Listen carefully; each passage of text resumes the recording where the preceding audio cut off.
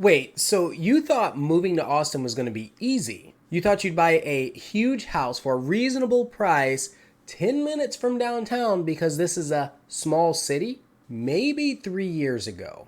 I'm Ian of Austin, and I'm back with 5 more reasons to avoid moving to Austin, Texas.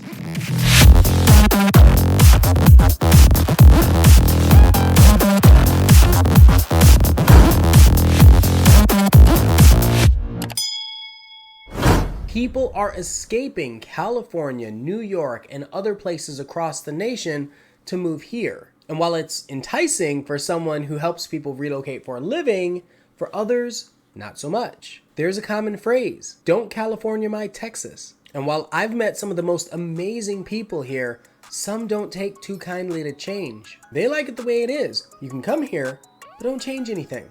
Which brings me to the first reason. Austin proper is not at all conservative. In fact, with the peak numbers being like 168 people a day last year, you gotta realize where everybody's coming from. Well, you know we have a lot of people coming from California, New York, as I mentioned earlier, and that's why the state voted like this.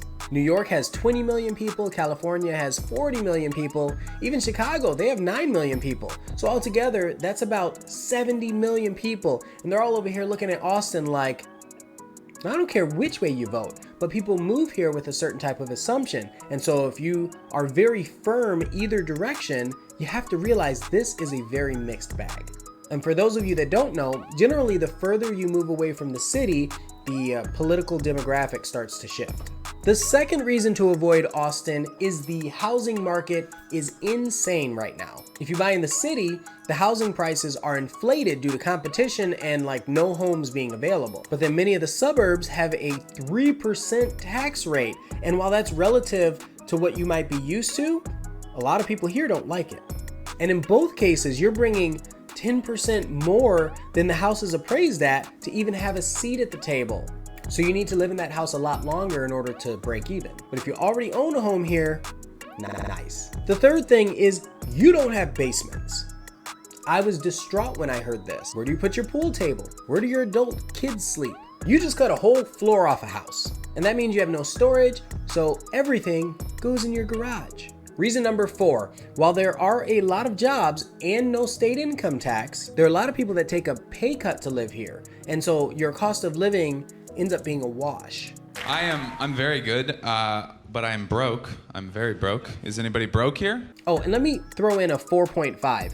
It is a pain to get your license and your registration and all that sort of stuff set up when you move here. You have to go to 6 different buildings, and then you've got all these forms that you have to fill out, and next you have to wait 3 days for them to count all their ballots.